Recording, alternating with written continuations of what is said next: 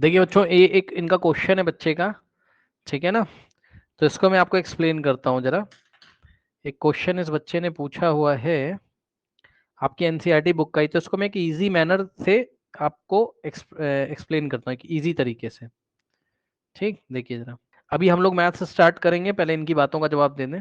ठीक, अभी हम लोग मैथ्स स्टार्ट करेंगे, पहले इनकी बातों का जवाब दे दें। एक बच्चे ने क्वेश्चन किया, आप लोग भी देख सकते हो बच्चों।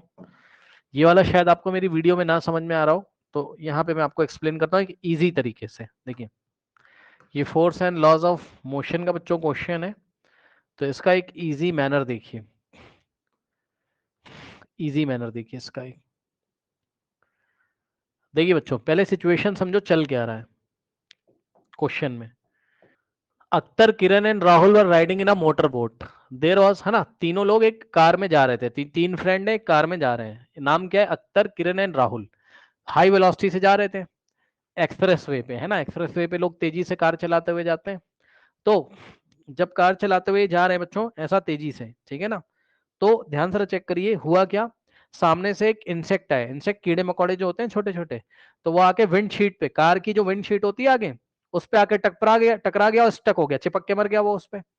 भाई आपने कभी ऐसा देखा होगा ना, आप कार से या बस से जा रहे हो या आप स्कूटर से जा रहे हो, तो आपने हेलमेट लगाया होता है, वैसे तो हेलमेट लगाना चाहिए। आप हेलमेट लगाते हो तो सामने से कोई इंसेक्ट आके ऐसा टकरा जाता है बहुत तेजी से, वो उसी में चिपक के मर जाता है हेलमेट में, है ना। अगर आप हाई वेलोसिटी से जा रहे हो, कभी आपने ऐसा देखा है? तो ध्यान से चेक करिए बच्चों। देखिए, ये कार है इसकी, समझना जरा। देखो, ये इसकी कार है इस तरीके से, और तीनों बंदे इसमें जा रहे हैं। ठीक, और यहां से समझिएगा जरा ध्यान से बच्चों, ये कीड़ा है इंसेक्ट, ये इंसेक्ट है।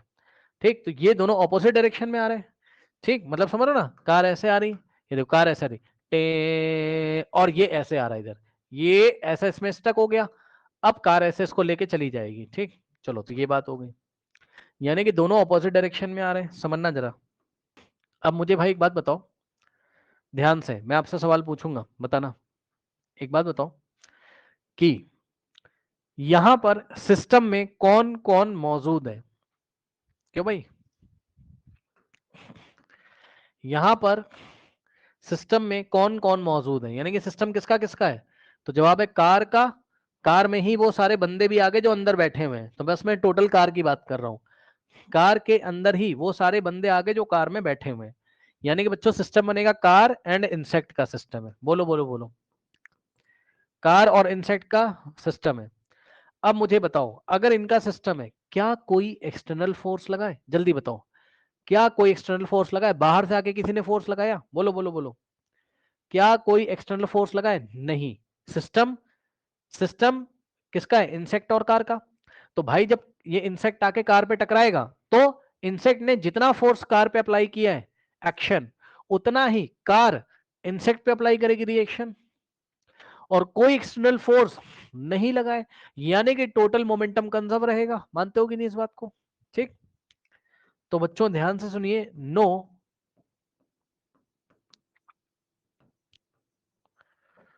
एक्सटर्नल फोर्स, कोई एक्सटर्नल फोर्स नहीं लगा है, यानी कि टोटल मोमेंटम कंजर्व। ठीक, टोटल मोमेंटम कंजर्व्ड। ठीक, तो ये बस ऐसे ही मैं आपको इंफॉर्मेशन दे रहा हूं। अब मैं देखता हूं कि किरण ने क्या बोला, राहुल ने क्या बोला, और तीसरा बंदा कौन सा आपका? अख्तर, अख्तर ने क्या बोला, है ना। तो देखो बच्चों जरा ध्यान से, आइए देखते हैं इन लोग के बीच में क्या बातचीत हो रही है। देखिए, कह रहा है कि it got stuck on the windscreen, Akhtar and Kiran started pondering over the situation. Kiran suggested, अब देखना बच्चों ध्यान से, किरण ने क्या बोला, किरण की बात को देखिए। किरण ने क्या बोला, थोड़ा ध्यान दोगे क्या? किरण ने देखो क्या बोला। किरण क्या कहती है? किरण कहती है कि suggested that the insect suffered a greater change in the momentum as compared to the change in momentum of the motor car, because change in the velocity of the insect was much more than that of the motor car. सुनो ध्यान से, किरण का कहना है क्या, कि जो क्या कहते हैं, जब वो इंसेक्ट आके कार पे टकरा गया, तो इंसेक्ट जब इंसेक्ट कार पे टकरा गया तो किरण क्या बोलती, किरण कह रही कि चेंज इन द मोमेंटम, ये देखो, greater change in the momentum as compared to the momentum of the motor car. अब देखो मैं आपको बताता हूं लड़की क्या कहती, किरण। एक बात बताओ भाई जरा, ये किरण का स्टेटमेंट देखना जरा।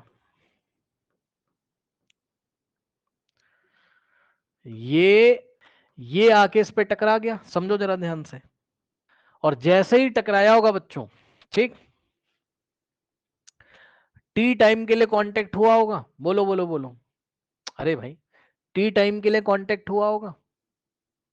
मतलब अगर मैं तुमसे पूछूं कि मोमेंटम में चेंज आने में कितना टाइम लगा, टी टाइम, नहीं समझ पा रहे हो यार, वो उधर से आ रहा है, ऐसे टकरा रहा है, अब टकरा रहा है तो कुछ ना कुछ, मतलब पहले तो इस डायरेक्शन में जा रहा था, अब वो टकरा गया और कार में चिपक गया, अब कार लेके इसको उधर जा रही है, यानी कि इंसेक्ट और कार दोनों सेम वेलोसिटी से चल रहे हैं। अब कहने का बस इतना सा मतलब है, क्या इंसेक्ट की वेलोसिटी में सॉरी, क्या इंसेक्ट के मोमेंटम में चेंज आया होगा कि नहीं आया होगा, पहले तो ये बता दो, बोलो यार, बड़ी कॉमन सी बात पूछ रहा हूं, इंसेक्ट के मोमेंटम में कुछ तो चेंज आया होगा, नहीं समझे यार, मोमेंटम का फॉर्मूला क्या होता है, मास इनटू वेलोसिटी, तो वेलोसिटी में तो चेंज आया होगा ना, पहले वो इधर जा रहा था, वेलोसिटी वेक्टर क्वांटिटी होती, पहले वो इधर जा रहा था, अब वो इधर जा रहा है, तो वेलोसिटी में कुछ तो चेंज आ रहा होगा, ठीक, वेलोसिटी में कुछ तो चेंज आ रहा होगा, मानते हो कि नहीं इस बात को, सही है। तो ध्यान से सुनिएगा बच्चों, देखिए, मतलब इंसेक्ट के मोमेंटम में चेंज आया, यस सर, तो मोमेंटम में जो चेंज आया वो कितनी देर में आया, जितने टाइम तक कोलोजन हुआ तभी तो मोमेंटम में चेंज हुआ होगा। भाई मोमेंटम में चेंज कब आया होगा, स्मॉल टाइम टी में, किसी टाइम टी में मान लो। अब मुझे बताओ rate of change of momentum क्या होता है, लग रहा है सब भूल गए हो भाई। इधर ये इससे टकराया डेल्टा टी टाइम के लिए, तो समय कितना है डेल्टा टी, इस छोटे से टाइम में मोमेंटम में चेंज आया होगा, ध्यान से सुनिए अब, देखिए rate of change of momentum क्या होता है, जल्दी जल्दी जल्दी, rate of change of momentum क्या होता है, बोलो, rate of change of momentum क्या होता by, delta P by delta टी, ठीक, rate of change of momentum delta P by delta T, लेकिन लेकिन लेकिन rate of change of momentum ही तो फोर्स होता है यार, भूल गए हो क्या, rate of change of momentum Newton second law से फोर्स होता है कि नहीं होता है, बताओ। अब सुनो, एक बात ध्यान से सुन लेना, दो सुनो, ये तुम्हें पता है कि नहीं, क्या जो मैं पूछने जा रहा हूं बताओ, सुन लो ध्यान से।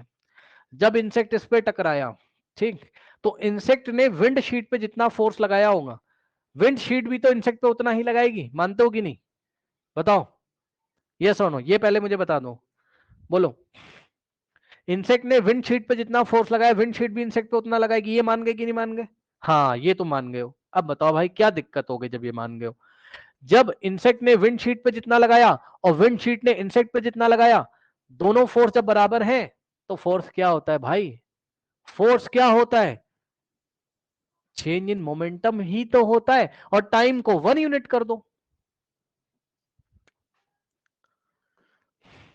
यार, डेल्टा टी को 1 यूनिट कर दो ना यार, क्या दिक्कत है। तो rate of change of momentum कितना हो जाएगा, डेल्टा पी बाय 1, यानी कि डेल्टा पी, यानी कि यही change in momentum per unit time है, ठीक। अब बताओ, अब बताओ भाई, एक बात बताना जरा, अगर कार ने इस पे फोर्स लगाया कितना, एफ, इधर, तो इंसेक्ट भी तो कार पे एफ लगाएगा, और एफ होता किसके इक्वल है, एफ होता किसके इक्वल है, delta P bye delta T के, ठीक। तो एक बात बताओ, जब दोनों का फोर्स सेम है, यानी कि इक्वेशन 1 हो गई है, और ये हो गई इक्वेशन 2, सही है, और दोनों के लिए डेल्टा टी सेम है, सुन लो इसका डेल्टा P1, अरे यार देखो मुझे पता नहीं समझोगे, सुनो ये डिफिकल्ट, इधर देखो मैं बता रहा हूं, मेरी बात ध्यान सुनो, देखो इधर देखो, मेरी बात ध्यान से सुनो, ध्यान से सुनो, मेरी बात ध्यान सुनो, देखो मैं क्या कह रहा हूं तुमसे समझना, सुन लो सुन लो सुन लो सुन लो, ये जो इंसेक्ट है ये कार में कितनी देर के लिए चिपक के रह रहा है, डेल्टा टी टाइम के लिए, अरे यार जो मोमेंटम में चेंज आएगा उसमें लगा समय बता दो बस मुझे, मतलब मैं लिख देता हूं तब समझोगे, ऐसे नहीं समझोगे, रुक जाओ। मैं तुमसे क्या कह रहा हूं, मैं क्या कह रहा हूं तुमसे, मैं कह रहा हूं क्या कि हाँ कांटेक्ट टाइम बता दो मुझे, चलो बेटा कांटेक्ट टाइम बता दो मुझे, कितने टाइम के लिए कांटेक्ट हुआ, डेल्टा टी टाइम के लिए दोनों ने कांटेक्ट किया। अब बच्चे बोलेंगे सर कांटेक्ट तो सर बहुत देर तक है, इंसेक्ट तो उसमें चिपक गया, हाँ मुझे भी पता है भाई, मैं वो वाला टाइम पूछ रहा हूं जिस टाइम जस्ट मोमेंटम में चेंज आया होगा, मतलब जस्ट जब टक्कर हुई होगी तो वो टाइम डेल्टा टी ही तो हुआ होगा यार, कार के लिए भी और इंसेक्ट के लिए भी, बाकी तो कार फिर उसको लेके चली जा रही, वो तो बात की बात है, वो छोड़ दो तुम। जब टकराया है तो डेल्टा टी टाइम के लिए टकराया है, कांटेक्ट कितने टाइम के लिए हुआ बताइए, डेल्टा टी टाइम, और इसी टाइम में मोमेंटम में चेंज हुआ होगा, ध्यान सुनो, इसी टाइम में क्या हुआ होगा, चेंज इन मोमेंटम हुआ होगा। सुन लो भाई ध्यान से, तो मैंने तुमसे सवाल पूछा कि कार का मोमेंटम में जो चेंज आया उसको हमने delta CP car by delta T लिखा, और इंसेक्ट के मोमेंटम में जो चेंज आया उसको हमने delta P of insect by delta T लिखा। अब बच्चे बोलेंगे सर डेल्टा टी यहां भी डेल्टा टी भी यहां, ये कैसे ले लिया आपने, भाई समय सेम है यार, कांटेक्ट दोनों का, जितने टाइम में दोनों के मोमेंटम में चेंज हुआ। अब सुनो, ये किसके इक्वल हो जाएगा बताओ, फोर्स ऑन द कार के इक्वल, और ये किसके इक्वल हो जाएगा, rate of change of momentum of insect is equals to force experience by the insect. हाँ भाई बताओ जरा, ओके। और सुनो, अब ध्यान से सुन लेना, क्या कहते हैं, हाँ ये इक्वेशन वन है और ये इक्वेशन टू है, आपको पता है एक्शन रिएक्शन लॉ से दोनों फोर्स इक्वल है, ठीक है, मतलब कार के ऊपर लगने वाला force, force on the car is equals to force on the insect, दोनों बराबर हो जाएंगे एक्शन रिएक्शन से, ठीक है। अब सुनो, वैल्यू रख दो भाई, ये वाली वैल्यू यहां रखो, delta P of car by delta T is equals to delta P of insect by delta T, delta T दोनों का सेम था, कट जाएगा, वही तो मैं तुमसे स्टार्टिंग में बोल रहा था, क्या कि डेल्टा टी को वन ले लो, मत लो भाई मत लो, डेल्टा टी को डेल्टा टी रहने दो, वो कांटेक्ट ऑफ टाइम तो दोनों के लिए वैसे भी सेम है ना, तो ये कट जाएगा। अब बताओ क्या रिजल्ट मिला, बोलो, delta P of car is equals to delta P of insect, मिला कि नहीं मिला बताओ, मतलब जो चेंज इन मोमेंटम इंसेक्ट में आया है, डेल्टा का मतलब change, change in momentum of the insect is equals to change in momentum of the car, दोनों के मोमेंटम में सेम चेंज आया है कि नहीं आया बताओ, तो इसका मतलब किरण रॉन्ग है, किरण रॉन्ग है, किरण इज रॉन्ग, क्योंकि किरण ने क्या बोला था पढ़ो, किरण ने बोला था change in momentum as compared to, मतलब इंसेक्ट को ज्यादा ग्रेटर चेंज इन मोमेंटम मिला है, ऐसा नहीं है, दोनों का मोमेंटम सेम है। कोई डाउट है जल्दी से बताओ किरण के बारे में, किरण के बारे में कोई डाउट है, नहीं। अब आओ भैया दूसरे बच्चे को देखते हैं, दूसरा बच्चा कौन सा था बताओ, दूसरा बच्चा कौन सा था, Akhtar, Akhtar said that since the motor car was moving with a larger velocity. अब सुनो, अख्तर को कहने दो यार जो भी कह रहा है, बस तुम ये देख लो कि अख्तर का कंक्लूजन क्या आ रहा है, it exerted a greater force on the insect as a result insect died. Akhtar भी गलत है, अख्तर ने क्या बोला कि larger force on the insect, हाँ भाई एक बात बताओ जरा, इंसेक्ट पे क्या ज्यादा फोर्स लगेगा और कार पे कम लगेगा, बोलो बोलो बोलो जल्दी से, अभी तो पढ़ा है एक्शन रिएक्शन से, क्या इंसेक्ट पे ज्यादा फोर्स लगेगा और कार पे कम लगेगा, क्या ऐसा है क्या बताओ, दोनों पे इक्वल एंड अपोजिट फोर्स लगेंगे भाई, आप लगा दो ना थर्ड लॉ, क्या दिक्कत है, तो भाई अख्तर भी गलत हो गया, अख्तर भी गलत हो गया, ठीक। अब राहुल, देखते हैं राहुल ने क्या कहा, देखते हैं राहुल ने क्या कहा, Rahul while putting an entirely new explanation, okay, the motor car and the insect experience same force and change in their momentum, comment on this suggestion। तो भैया चेक कर लो, राहुल इज द करेक्ट, क्यों? राहुल ने बोला कि कार और इंसेक्ट दोनों का फोर्स सेम है और दोनों का चेंज इन मोमेंटम भी सेम है। यही तो हमने प्रूफ किया है। बताओ आया कि नहीं आया, बताइए। ये ऐसे करके प्रूफ करके चले आना। अब मैं जा रहा हूं मैथ्स कराने, हो गया ना? चलो, इसमें रिकॉर्डिंग अवेलेबल है, जिसका डाउट हो देख लेना। ओह ये क्या हो गया, 1 सेकेंड भाई कुछ ऐप वैप खुल गया, रुक जाओ। अब हम क्या करेंगे बच्चों, बताइए। अब हम क्या करेंगे, क्वेश्चंस करेंगे एनसीईआरटी के। कौन से बेसिस पे? On the basis of mid point theorem. तो कल की क्लास में मैंने आपको मिड पॉइंट थ्योरम प्रूफ करा दी थी, अगर आपको याद हो। ठीक, क्यों भाई बच्चों, याद करके आए हो मिड पॉइंट थ्योरम? तो आप लोग को याद होगा मिड पॉइंट थ्योरम। थोड़ा सा मैं रिवाइज करा दूं बच्चों। अगर आपके पास एक ट्राइंगल है ना, ट्राइंगल ए बी एंड सी, और इसमें अगर आपने दो साइड चूज कर ली है, ए बी का मिड पॉइंट डी और ए सी का मिड पॉइंट ई, है ना। और बच्चों अगर आपने डी को ई से ज्वाइन कर दिया, है ना, अगर आपने डी को ई से ज्वाइन कर दिया तो गिवन क्या क्या रहता था यहां पर कि डी, अब मैं लिख नहीं रहा हूं, आप समझ जाना, याद होगा आपको। तो D is the mid point of A B and is the mid point of A C, सही है ना। तो क्या क्या रिजल्ट आते थे? Number 1, D E is parallel to BC and DE is equals to half of BC, है ना। ठीक है, ओके, ये बात आपने सीखी थी। और बच्चों इसका कन्वर्स भी आपने सीखा था कल, कन्वर्स ऑफ मिड पॉइंट, है ना, mid point theorem. Mid point theorem का कन्वर्स क्या था स्टूडेंट्स? इसमें आपको कोई भी एक साइड दे देगा और मान लो चूज की गई साइड कौन सी है, ए बी मान लो, है ना, और इसका मिड पॉइंट दे देगा आपको, याद है। और बस फिर क्या करेगा, यहां से एक लाइन ड्रॉ कर देगा जो कि अनदर साइड के पैरेलल होगी, मतलब ये जो लाइन एल होगी वो बीसी के पैरेलल होगी, ये दे देगा, और ये मिड पॉइंट। तो इसका रिजल्ट क्या आएगा?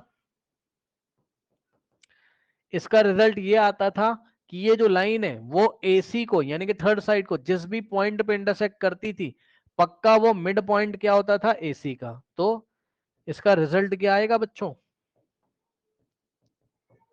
इज द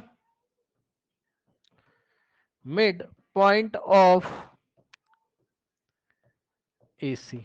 सही है, याद आ गया। अब आइए सवालों पे, अब आइए क्वेश्चंस पे। एग्जाम्पल नंबर 6 लेते हैं बच्चों, है ना। अब ये बहुत अच्छा एग्जाम्पल है, ओके, ये बहुत अच्छा एग्जाम्पल है। देखो भाई इस एग्जाम्पल को, इन्होंने तो शॉर्ट में कर दिया है लेकिन हमें करना पड़ेगा। देखिए बच्चों, कह रहा है कि ट्राइंगल एबीसी में D E F are respectively the midpoints of A B B C and C A, है ना। तो ध्यान दीजिए जरा, ये ट्राइंगल है इस तरीके से, और ट्राइंगल ए बी और सी में, ठीक, डी मिड पॉइंट है किसका, ए बी का। तो ए बी का मिड पॉइंट है डी, ठीक, पढ़ लेना ध्यान से। डी किसका मिड पॉइंट है, ए बी का, ठीक। और इसी तरीके से ई किसका मिड पॉइंट है, बीसी का, बीसी का मिड पॉइंट ई है। अब सुनो बच्चों ध्यान से, पता है अब मैं क्वेश्चन आगे बाद में पढ़ूंगा, मैं बाद में पढ़ूंगा, पहले आप मुझे ये बताओ कि अगर डी ए बी का मिड पॉइंट है और ई आपका बीसी का मिड पॉइंट है, सही है ना, और ध्यान से सुनना, अगर मैं क्या करूं, डी को ई से ज्वाइन कर दूं, तो क्या रिजल्ट निकल के आएगा? क्या रिजल्ट निकल के आएगा यहां? दो रिजल्ट निकलेंगे। क्या क्या? हालांकि भाई आता है आप लोग को, बताइए। डीई पैरेलल एसी हो जाएगा कि नहीं हो जाएगा, बताइए, मिड पॉइंट थ्योरम से। ठीक। एंड डीई की लेंथ जो है वो हाफ ऑफ एसी भी हो जाएगी। लेकिन पता है क्या है बच्चों, ये वाले रिजल्ट का यूज नहीं करवाता है एनसीईआरटी। मतलब रिजल्ट तो होता है लेकिन शायद ये लोग ना कराएं, तो आप याद रखना बस। अब मैं आगे पढ़ रहा हूं, ठीक है ना, आगे पढ़ रहा हूं। फिर उसने बोला, देख लो जरा, डी ए बी का मिड पॉइंट है और ई बी सी का मिड पॉइंट है, और एफ जो है वो सी ए का मिड पॉइंट है ना। एफ किसका मिड पॉइंट है? सी ए का। तो ये रहा सी ए और इसका मिड पॉइंट है एफ। तो ध्यान से सुनना, अगर मैं क्या कर दूं, ईएफ को ज्वाइन कर दूं, ईएफ को, देख रहे हो, अगर मैं ईएफ को ज्वाइन कर दूं तो भाई बीसी का मिड पॉइंट कौन है? ई, और एसी का मिड पॉइंट एफ है, तो एफ ई को ज्वाइन कर लिया। तो सिलेक्ट कौन कौन सी साइड करी? बीसी और एसी। तो ये ईएफ जो होगा थर्ड साइड ए बी का पैरेलल भी हो जाएगा। सुन लो, ये जो ईएफ है वो थर्ड साइड ए, भाई आप समझ रहे हो? जो लोग नहीं समझ रहे हैं इसको देखें, थोड़ी देर के लिए इसको हटा दो यहां से। अब दिखा कि ई बीसी का मिड पॉइंट है और एफ एसी का मिड पॉइंट है। तो ये EF half of A B और ईएफ पैरेलल टू, समझ रहे हो बात को? नेक्स्ट रिजल्ट क्या आएगा बताओ? ईएफ इज पैरेलल टू, ध्यान देना जरा, EF is parallel to A B हो जाएगा। ठीक। And EF is half of A B भी हो जाएगा। इसका काम ये लोग नहीं लेंगे तो मैं भी नहीं ले रहा हूं। ठीक। आया कि नहीं आया? अब सुनो, एक बार बताओ, डी मिड पॉइंट है ए बी का और एफ मिड पॉइंट है ए सी का। थोड़ी देर के लिए इसको डिलीट कर दो, इन दोनों को डिलीट कर दो, और ज्वाइन किसको कर दोगे आप? डी को ई से, सॉरी डी को एफ से। तो रिजल्ट क्या आएगा? डी एफ पैरेलल बीसी हो जाएगा और D F half of BC हो जाएगा। ठीक। डी एफ पैरेलल क्या हो जाएगा? BC, and D F is half of BC. ये सारे रिजल्ट कैसे आ रहे हैं? मिड पॉइंट थ्योरम से, इसका यूज नहीं करेंगे। तो ये रिजल्ट आ रहे हैं। अब आप इसको ज्वाइन कर दीजिए बच्चों वापस से। तो जब आप वापस से ज्वाइन करोगे तो ये एक ट्राइंगल बीच में बन के आ रहा है, ट्राइंगल डीईएफ। ठीक। तो उसने आपको क्या प्रूफ करने के लिए बोला है? पढ़ो। Show that triangle ABC is divided into four congruent triangle by joining DEF. DEF को ज्वाइन कर रहे हैं तो हमारे पास, हमें ये प्रूफ करना है कि चार फोर कॉन्ग्रुएंट ट्राइंगल आ रहे हैं। कितने? फोर। मतलब समझो, हमें क्या प्रूफ करना है कि ये वाला ट्राइंगल, ये वाला ट्राइंगल, ये वाला ट्राइंगल और ये वाला ट्राइंगल, ये सब आपस में कॉन्ग्रुएंट है। अब सुनो, तो ये हम प्रूफ करेंगे, लेकिन पता है बच्चे क्या बोलेंगे? बच्चे बोलेंगे सर, सर नेमिंग कैसे करोगे सर कॉन्ग्रुएंट जब दिखाओगे तो सर? तो सुनिए सर ध्यान से, नेमिंग की टेंशन आप मत लो। मतलब जो जो दिखता जा रहा है करते जाना। क्या सर? जो जो दिखता जा रहा है करते जाना। और सुनो, जो बीच में ट्रायंगल दिखाई पड़ रहा है ना बच्चों, बीच में, उसको कॉमन सबके साथ लेना। क्या सर? सुनो, ये जो बीच में ट्रायंगल दिखाई पड़ रहा है ना, इसको इसके साथ भी लेना, एक बार इसको इसके साथ लेना, एक बार इसको इसके साथ लेना। मतलब सर अभी करके दिखा रहा हूं तो पता चल जाएगा, रुक जाओ, अभी करके दिखा रहा हूं तो आपको पता चलेगा कि मैं क्या कहना चाहता हूं। ठीक है स्टूडेंट्स? ओके। नाउ देखिए, देखो परेशान मत होना, मैं बता रहा हूं कैसे करोगे आप। देखो, एक बार आप क्या करोगे बच्चों, ध्यान सुनो, ये वाला ट्राइंगल और ये वाला ट्राइंगल ले लो। ठीक। और ट्राइंगल लेने से पहले मुझे ये बताओ जरा, ध्यान से सुनना, क्या डीएफ पैरेलल बीसी है? चेक करो डीएफ प्रूफ, देखो इसका, सुन लेना भाई ध्यान से, बोलो बोलो बोलो, क्या डीएफ पैरेलल बीसी है? Yes sir. तो अगर डीएफ पैरेलल बीसी है तो डीएफ पैरेलल बीई भी तो हो जाएगा। एंड सुनना ध्यान से, क्या ईएफ पैरेलल एबी है? ईएफ पैरेलल एबी है? Yes sir. EF parallel AB है तो ईएफ पैरेलल बीडी भी तो हो जाएगा। ठीक, अब मुझे एक बात बताओ, मुझे एक बात बताओ, अगर ये डीएफ पैरेलल बीई दिखा दिया आपने और ईएफ पैरेलल बीडी दिखा दिया तो ऑपोजिट साइड पैरेलल दिखा दिए, ये वाला इसके पैरेलल, ये वाला इसके पैरेलल, तो ये डीएफईबी क्या बन जाएगा? पैरेललोग्राम। यानी कि D F E B quadrilateral, DFEB, सुन लो ध्यान से, डीएफईबी is a parallelogram.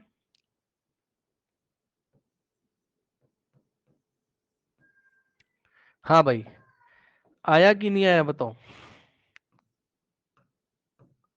डीएफईबी is a parallelogram, आया कि नहीं आया बताइए? और अगर ये पैरेललोग्राम हो गए, ठीक, तो बात आपकी बन जाएगी। कैसे? देखो मैं बताता हूं कैसे।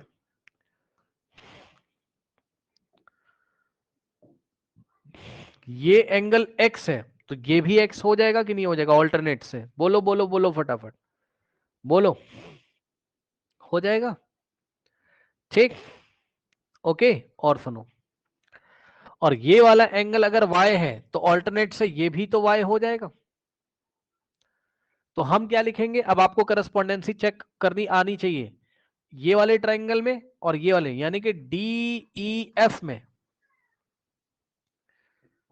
In triangle D E F and, अब सुनो, जितने भी इसमें अभी आप प्रूफ करोगे, हर एक बार सेंटर वाले ट्रायंगल का नाम डी ई एफ ही रखोगे। एक बार सिलेक्ट कर लिया जो कर लिया, डी ई एफ एंड कौन सा ट्रायंगल लोगे बताओ? इधर से करस्पॉन्डेंसी चेक चेक करो, डी में यहां पे डी पे एक्स है तो यहां पे ई पे एक्स है, यहां पर ई पे वाई है तो यहां डी पे वाई, यानी कि डी करस्पॉन्ड हो रहा है किसके? ई के।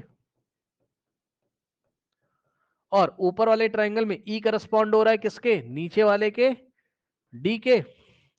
और ऊपर वाले ट्रायंगल में क्या बच गया? एफ, तो एफ करस्पॉन्ड हो जाएगा किसके? बी के। यानी कि ट्रायंगल डीईएफ तो इधर से ईडीबी।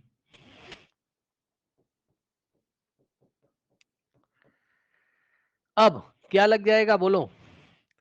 एंगल साइड एंगल, और यहां से भी एंगल साइड एंगल, भाई डीई दोनों में कॉमन हो जाएगा ना।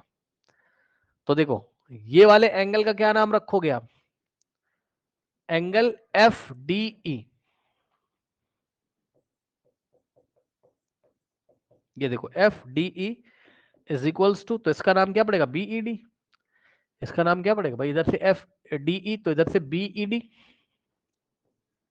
ये देखो एफ डी ई तो इधर से बी एफ डी ई तो इधर से बीई डी। ठीक है, देख लो। और रीजन ऑल्टरनेट, तो एक एक तो एंगल इक्वल आ गए।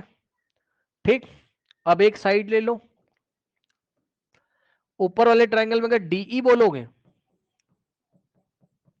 तो नीचे वाले ट्रायंगल में ईडी बोलोगे। देख सकते हो आप यहां से करस्पॉन्डेंसी से, डीई लोगे तो नीचे ईडी लेना पड़ेगा। तो एक एंगल मिला फिर साइड मिली, इसमें भी एक एंगल मिला फिर साइड मिली, और फिर ये वाला जो एंगल है इसका नाम डीई एफ रखोगे अगर, तो angle DE F is equals to, तो ये वाले एंगल का नाम क्या पड़ेगा? देख लो, DE F is equals to EDB. EDB angle EDB alternate से। ठीक, ऑल्टरनेट से तो क्या हो जाएगा बताओ? दोनों ट्रायंगल कॉन्ग्रुएंट हो जाएंगे। कैसे? एंगल साइड एंगल से, तो बाय एंगल साइड एंगल क्या हुआ बोलो, triangle EDB is congruent to triangle DEF. तो हमने क्या किया, हमने ये वाले ट्रायंगल को इसके कॉन्ग्रेंट कर दिया और इसको इक्वेशन नंबर 1 बना लिया या रिलेशन नंबर 1 बना लिया। ठीक, अब इसी तरीके से हम लोग क्या करेंगे, अब ये वाले ट्रायंगल को आप एक बार इसके साथ लोगे। ठीक, और ये लेने के लिए अब बताओ डीएफ किसके पैरेलल था, बीसी के पैरेलल, तो डीएफ किसके पैरेलल हो जाएगा बोलो, ईसी के पैरेलल। तो डीएफ पैरेलल, भाई डीएफ पैरेलल ईसी, और इसी तरीके से डीई पैरेलल एसी था तो DE parallel FC, DE parallel FC. ठीक, अब सुनो, जब ऐसा हो गया तो ये देखो D F C E parallelogram बन जाएगा कि नहीं बन जाएगा, चेक कर लो। D F C E parallelogram बन जाएगा कि नहीं बन जाएगा, D F C E, D F C E is a parallelogram. ठीक, बात समझ में आ रही कि नहीं आ रही है, चेक कर लो। D F C is a parallelogram क्योंकि डीई पैरेलल ईसी दिखा दिया और F C parallel DE, opposite side parallel कर दिए, तो ये एक पैरेललोग्राम है। अब ये एक पैरेललोग्राम है तो फिर से इधर से ट्रायंगल पकड़ोगे, कौन सा, मैंने बोला है बीच वाले ट्रायंगल का एक ही नाम रखना हर एक बार, डीईएफ। तो DEF and triangle, in triangle DEF and triangle. अब ध्यान से चेक करो बच्चों, ये वाले ट्रायंगल का क्या नाम रखोगे, तो ये आपको सोच के लिखना पड़ेगा। ये अगर y है तो ऑल्टरनेट से ये y हो जाएगा, ये अगर x है तो ऑपोजिट एंगल्स ऑफ पैरेललोग्राम, ये पूरा पैरेललोग्राम है ना डी एफ सी ई, तो ऑपोजिट एंगल्स इक्वल हो जाते हैं, तो ये x है तो ये x है। ठीक, तो ये हो जाएगा। अब देखो हम क्या करेंगे, तो D करस्पॉन्ड होगा किसके, डी सी के करस्पॉन्ड हो जाएगा। ठीक, और डी एफ में E किसके करस्पॉन्ड होगा, F के, तो जो बच गया वो ऑटोमेटिकली करस्पॉन्ड, डी एफ में कौन बचा, F, तो F करस्पॉन्ड हो जाएगा किसके, नीचे में कौन बचा, E। यानी कि ट्रायंगल डीईएफ और सीईएफ में, डीईएफ और सीएफई में, चेक कर लो, डीईएफ और सीएफई में, सीएफई में कॉन्ग्रुएंसी लगाएंगे अब। ठीक, तो ट्रायंगल डीईएफ के साथ क्या चलेगा, सीएफई। अब हमें एक काम करना पड़ेगा भाई, ये फिगर कॉपी करना पड़ेगा, इसको ना स्क्रीनशॉट ले लेते हैं इसका। हाँ भाई, अब बताओ ये वाले एंगल को आप क्या बोलोगे, angle EDF is equals to EDF. तो अगर इसको बोलोगे ईडीएफ तो क्या बोलना पड़ेगा, इसको क्या बोलना पड़ेगा, एफ सी ई, एफ सी ई। और रीजन क्या है, ये पैरेललोग्राम में ऑपोजिट एंगल्स हैं, parallelogram D F C E में opposite angles of parallelogram D F C E.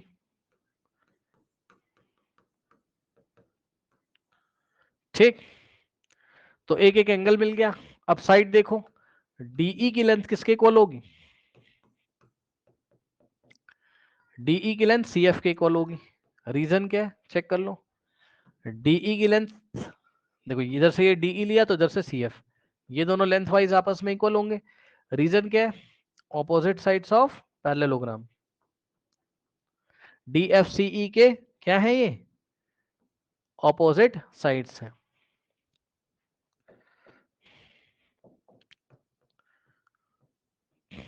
Opposite sides of parallelogram are equal. और उसके बाद ये देखो, ये एंगल लिया, फिर ये साइड ले ली, यहां से ये एंगल लेके ये साइड ले ली, फिर यहां से ये एंगल ले लो, यानी कि angle DEF is equals to, अगर एंगल डीईएफ लोगे तो सीएफई लेना पड़ेगा, सीएफई, एंगल सीएफई। और रीजन क्या है, ऑल्टरनेट, चेक कर लो, ये डीईएफ और सीएफई दोनों क्या हैं, ऑल्टरनेट इंटीरियर एंगल्स है। तो क्या लग गया बोलो, एंगल साइड एंगल, तो बाय एंगल साइड एंगल से क्या हो जाएगा, triangle DEF congruent to triangle CFE. या आप क्या बोल सकते हो, इसी को ठीक से लिखोगे तो कैसे लिखोगे बोलो, इसी को ठीक से लिखोगे तो C F E, triangle C F E is congruent to triangle D E F. ठीक, ये रिलेशन नंबर 2 हो गया। ठीक, ये रिलेशन नंबर 2 हो गया। ठीक, अब हम क्या करेंगे, ध्यान से सुनो, अब हम ये वाले ट्राइंगल को और ये वाले ट्राइंगल को लेंगे और कॉन्ग्रेंट कर देंगे। ठीक, तो फिर से डायग्राम कॉपी करेंगे।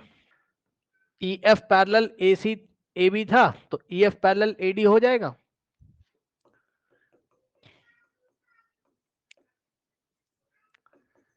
एंड देखो, E F parallel A D and A F parallel DE, या डीई पैरेलल ए एफ। सही है।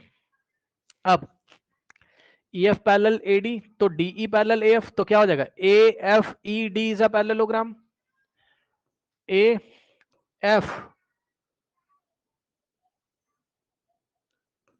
ई D is a parallelogram, opposite side parallel है। अब सुनो, अब ध्यान चेक करना, तो अगर ये y है तो ये y हो जाएगा, यानी कि ऑपोजिट एंगल इक्वल। ठीक, तो डी ई एफ ट्राइंगल पकड़ेंगे हम लोग, ई करस्पॉन्ड होगा ए के। और सुनो, अगर ये x है तो ऑल्टरनेट से ये वाला x हो जाएगा, यानी कि d करस्पॉन्ड हो जाएगा f के। तो जो बच गया, क्या बचा, डी ई एफ में f बच गया और ऊपर वाले ट्राइंगल में d बच गया, तो f करस्पॉन्ड किसके हो जाएगा, d के। तो ट्राइंगल डी ई एफ और ए एफ ए डी में, so in triangle DEF and triangle DEF और ट्राइंगल FAD में, इन दोनों ट्राइंगल में कॉन्ग्रेंट करो। कैसे करोगे, देखो,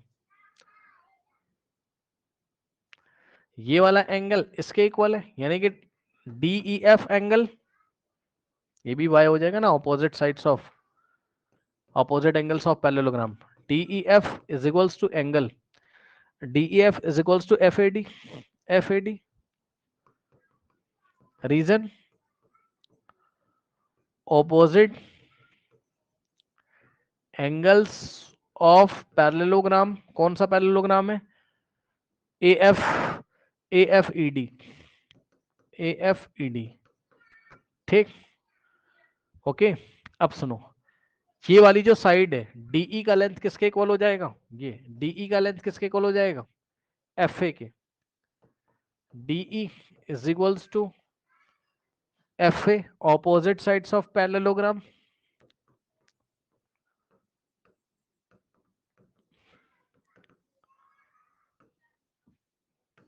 और पैरेललोग्राम कौन सा देख रहे हो आप, AFED, देख लो भाई, AFED। ठीक, तो एक एंगल मिला, फिर साइड मिली, अब एक एंगल और ले लो। ये वाला जो एंगल है इसका नाम है EDF,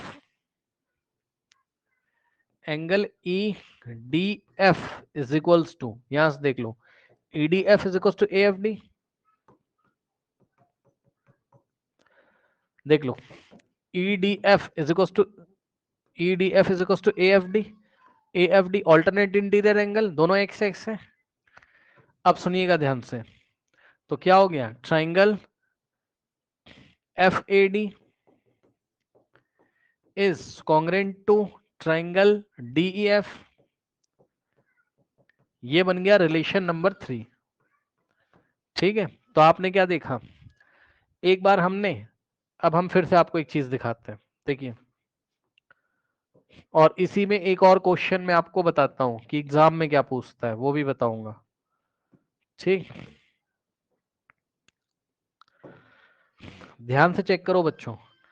एक बार आपने क्या किया, इसको इसके कॉन्ग्रेंट किया था, वो रिलेशन नंबर 1 था। डीईएफ को किसके कॉन्ग्रेंट किया था, जाके देखो। सबसे फर्स्ट रिलेशन क्या आया था, number 1, EDB is congruent to DEF. EDB, EDB, triangle EDB is congruent to triangle DEF. ये रिलेशन नंबर 1 था। ठीक, उसके बाद आपने क्या किया, फिर आपने ये वाले ट्राइंगल को, बीच वाले को इसके साथ पकड़ा और कॉन्ग्रेंट किया, यानी कि रिलेशन नंबर 2 क्या था बताओ, C F E is congruent to DEF, है ना। C F E, triangle C F E is congruent to triangle DEF, ये सेकेंड रिलेशन है। फिर आपने क्या किया, फिर आपने ये वाला ट्राइंगल बीच वाला पकड़ा इसके साथ, है ना, और थर्ड रिलेशन बनाया, यानी कि कहा गया, F A D is congruent to DEF, triangle F A D is congruent to triangle DEF, ये आपने थर्ड रिलेशन बनाया। अब इतने तो आप भी समझदार हो कि सबके अगर राइट हैंड साइड इक्वल है तो लेफ्ट हैंड इक्वल का मतलब है ये इसके मतलब सारे के सारे ट्राइंगल सेम ट्राइंगल के कॉन्ग्रेंट है। इतना तो दिमाग लगा सकते हो ना कि ये तीनों ट्राइंगल अगर सेम ट्राइंगल डीईएफ के कॉन्ग्रेंट है तो ये आपस में कॉन्ग्रेंट हो जाएंगे कि नहीं हो जाएंगे बताओ। ये सारे के सारे आपस में कॉन्ग्रेंट होंगे और ये डीईएफ के कॉन्ग्रेंट भी होंगे। मतलब हम लिखेंगे फ्रॉम रिलेशन, इक्वेशन नहीं लिखी है, रिलेशन लिखी है, फ्रॉम रिलेशन। इक्वेशन में तो इक्वल टू आता है, इक्वल टू तो नहीं लगा है ना, रिलेशन है ये। फ्रॉम रिलेशन 1 2 एंड 3 क्या बोलोगे आप बताओ। आप बोलोगे triangle EDB is congruent to triangle CFE is congruent to triangle FAD is congruent to triangle DEF। बस आपको यही प्रूफ करना था, पढ़ लो ध्यान से। यही प्रूफ करना था कि चारों के चारों ट्राइंगल कॉन्ग्रेंट है, हेंस प्रूफ्ड। यही तो कह रहा था कि अगर हम ए बी के mid point D, B C के मिड पॉइंट ई और ए सी के मिड पॉइंट एफ को ज्वाइन करें तो जो ट्राइंगल बनते हैं कितने, 1 2 3 4, चारों आपस में क्या होंगे, कॉन्ग्रेंट। तो ये हमने प्रूफ कर दिया। अब मैं आपको एक बात बताता हूं, मैं आपको एक बात बताता हूं कि बच्चों एग्जाम में क्या क्वेश्चन आ सकता है ना। एग्जाम में क्वेश्चन क्या आ सकता है, ध्यान से सुनिए एग्जाम का क्वेश्चन। देखिए सबसे पहले तो आप एक नोट लगाओ कॉपी में, क्या नोट। बच्चों अगर ट्राइंगल कॉन्ग्रेंट होते हैं तो उनके एरिया भी इक्वल होते हैं। सुना ध्यान से, क्या कहा, बोलो बोलो बोलो। अगर ट्राइंगल कॉन्ग्रेंट होते हैं तो उनके सरफेस एरिया भी इक्वल होते हैं। मतलब सर समझा दो जरा, आइए समझाते हैं आपको। मान लीजिए बच्चों, ध्यान से चेक करिए, जस्ट एग्जांपल दे रहा हूं, जरा ध्यान से समझना। मान लो मेरे पास दो ट्राइंगल से बच्चों, वो आपस में कॉन्ग्रेंट है, ठीक है, ए बी सी डी। ठीक, मान लो ट्राइंगल ए बी सी जो कॉन्ग्रेंट है, अरे भाई मान लो, आपको मैं ऐसे ही बता रहा हूं, मान लो अगर ये triangle A B C congruent है किसके, triangle C D B A के, तो पता है इनके सरफेस एरिया भी इक्वल होते हैं। मतलब इस ट्राइंगल का ये जो सरफेस एरिया है पूरा ये वाला, देख रहे हो, ठीक, इस ट्राइंगल का जो सरफेस एरिया है, और ध्यान से सुनिएगा, और इस ट्राइंगल का जो सरफेस एरिया है ये वाला, ये आपस में इक्वल होगा। मतलब अगर कभी भी दो ट्राइंगल कॉन्ग्रेंट होते हैं तो उनके एरिया भी इक्वल होते हैं। ओके, मतलब कि ए एरिया ऑफ, ऐसे लिखा जाता है, area of triangle A B C is equals to area of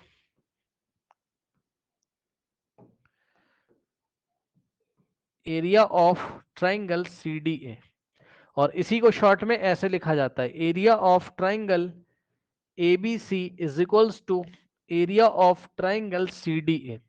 ठीक, तो यहां पे नोट लगा लो क्या कि congruent triangles have equal area, congruent triangles have equal area. ठीक, congruent triangles have equal area, समझे? कॉन्ग्रेंट ट्राइंगल के एरिया कैसे होते हैं? इक्वल होते हैं, ये बात नोट लगा ली। जब इक्वल होते हैं तो अब आप मुझे क्या बता सकते हो, बताओ? ये रिलेशन आया आपका?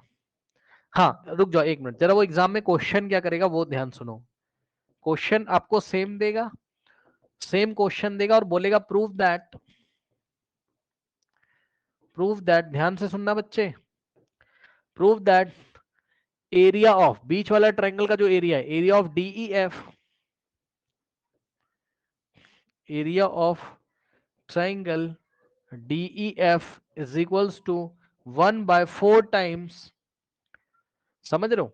ये जो बीच में ट्राइंगल है ये 1/4 है, किसका? टोटल का, टोटल एरिया ABC का 1/4 पार्ट है, ये प्रूफ करना होगा आपको, is equals to 1/4 times of area of triangle ABC।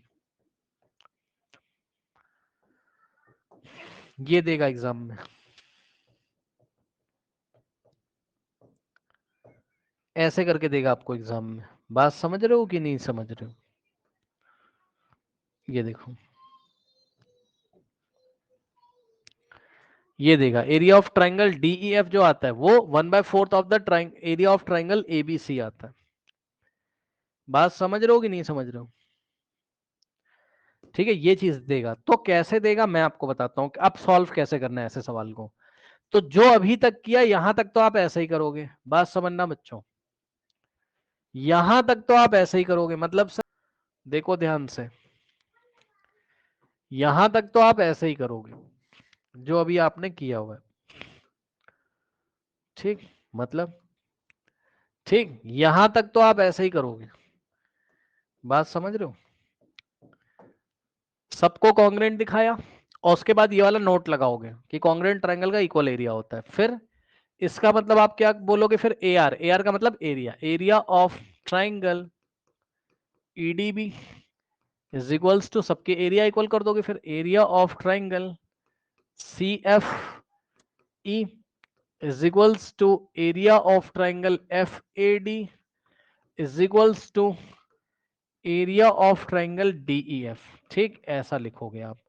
अब मुझे एक बात बताओ, अगर हम सारे एरिया को जोड़ दें, इसको कोई इक्वेशन बना लेना, जो बनाना हो बना लेना। अरे भाई एक सेकेंड रुक जाओ जरा, है ना, इसको कोई इक्वेशन बना लोगे बच्चों आप, भाई कोई भी इक्वेशन मान लो, फोर्थ इक्वेशन है ये। ठीक, अब सुनिएगा ध्यान से, एक बात बताओ, अगर मैं ये वाले ट्रायंगल का एरिया, ये वाले ट्रायंगल का एरिया, ये वाले ट्रायंगल का, इसको सबको ऐड कर दूं तो बड़े वाले ट्रायंगल का एरिया मिल जाएगा कि नहीं मिल जाएगा? बताओ, 1 2 3 4, चारों ट्रायंगल का एरिया अगर मैं ऐड कर दूं तो ट्रायंगल ABC का एरिया आ जाएगा कि नहीं आ जाएगा? बताइए, आ जाएगा। ठीक, तो यही काम मैं करने जा रहा हूं। क्या? ध्यान से चेक करना क्या किया बच्चों मैंने, देखो मैंने क्या किया बच्चों, area of triangle EDB plus area of, सबको जोड़ दो, एरिया ऑफ ट्राइंगल CFE और plus area of triangle FAD, एक मिनट, FAD है ना, और plus area of triangle DEF, सबको जब जोड़ दोगे तो क्या आ जाएगा? एरिया ऑफ ट्राइंगल ABC आ जाएगा। ठीक, अब सुनो एक बात बताओ, तुम्हें क्या लेके आना है? राइट हैंड साइड तो तुम्हें ABC लेके आना है और लेफ्ट हैंड साइड तुम्हें DEF लेके आना है। सुनो ध्यान से, लेफ्ट हैंड साइड जरूरी नहीं कि वो DEF लिख दे, वो DEF की जगह FAD भी दे सकता है, CFE भी दे सकता है, EDB भी दे सकता है, ठीक है ना, कुछ भी दे सकता है। तो भाई तुम कुछ भी लिख सकते हो, सबके एरिया तो आपस में इक्वल है। मतलब अभी तो मुझे क्या बचा के रखना है, DEF, तो मैं इसको तो ऐसे बचा के रखूंगा, बाकी सबको मैं क्या लिख दूंगा बताओ। इसकी जगह तुम क्या लिख सकते हो बोलो, एरिया ऑफ EDB की जगह क्या लिख सकते हो, एरिया ऑफ DEF। क्यों? क्योंकि ये वाला यार चारों का एरिया इक्वल है, तो एरिया ऑफ EDB की जगह तुम क्या लिख सकते हो, area of DEF। Area of CFE की जगह भी क्या लिख सकते हो तुम, एरिया ऑफ ट्राइंगल, बोलो, DEF। और एरिया ऑफ FAD की जगह भी क्या लिख सकते हो, एरिया ऑफ DEF। और प्लस इसको ऐसे ही लिखेंगे, यानी कि area of triangle DEF is equals to area of triangle ABC।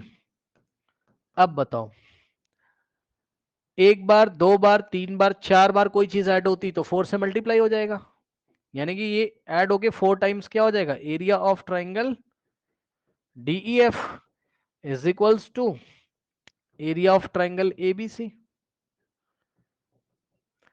जिसको नहीं समझ में आ रहा है खुद सोचो भाई, एक टॉफी, दो टॉफी, तीन टॉफी, चार टॉफी, टोटल 4 टॉफीज हो जाएंगी। तो वैसे ही एक बार एरिया ऑफ DEF, दो बार, तीन बार, चार बार लिखा है तो 4 times area of triangle DEF होगा सारा ऐड होके।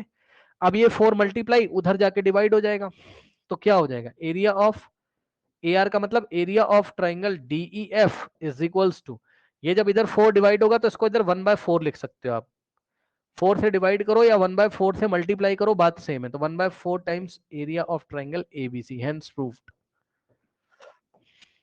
इतने लंबे लंबे सवाल हैं भाई इसमें, समझ जाना जरा। ओके, ये हमने प्रूफ कर दिया। आई थिंक आपको मेरी बात समझ में आई होगी, ठीक है, आपको मेरी बात समझ में आई होगी, ठीक, बताइए।